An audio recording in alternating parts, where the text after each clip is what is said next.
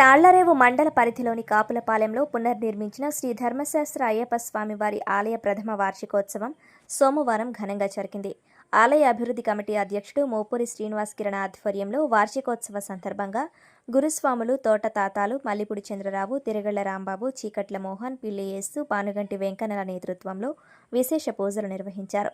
మోపూరి వెంకటరెడ్డి నాయుడు, శేషమణి దంపతుల సమక్షంలో ఉదయం 5 గంటలకు సుప్రభాత సేవ, నిత్య పూజ, విఘ్నేశ్వర పూజ, కంకణధారణ, మండపారాధన, పంచగవ్య ప్రోక్షణ, ఏకాదశ రుద్రాభిషేకం, అలంకరణ, కన్నెమూల గణపతి, సుబ్రహ్మణ్య స్వామి, అయ్యప్ప స్వామి, సహస్ర పుష్పార్చన, కన్నెమూల గణపతి, సుబ్రహ్మణ్య పూజలు నిర్వహించారు. అనంతరం సుమారు 5,000 మందికి అన్నదానం నిర్వహించారు. ఈ పూజా కార్యక్రమాలకు అధిక సంఖ్యలో భక్తులు తరలివచ్చి స్వామివారి తీర్థ ప్రసాదాలు స్వీకరించారు.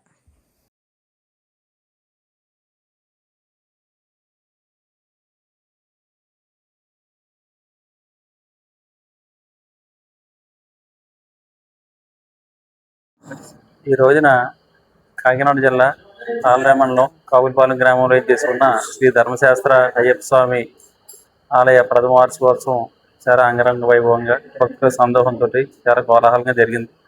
ఆ స్వామివారికి నిత్యం పూజలు, అలాగే మండపారాధన, అలాగే హోమం, అలాగే స్వస్తి, అలాగే ఇంచుమించుగా ఎంతోమంది భక్తులు వచ్చి అన్నదాన సమారాధనకి 5,000 మంది పైగా వచ్చి తీర్థప్రసాదాలు తీసుకున్నారు.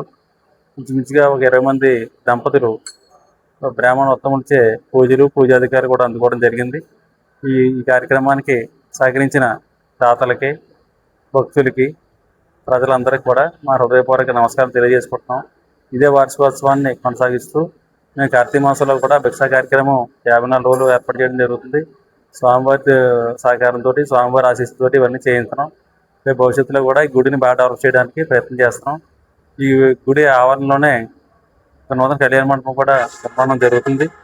అది కూడా త్వరలోనే పూర్తి చేసి ప్రజలకి అప్పచెప్తామని ఈ సభాముఖంగా తెలియజేసుకుంటున్నాను. అందరికీ కూడా నమస్కారం. స్వామి శరణం అయ్యప్ప.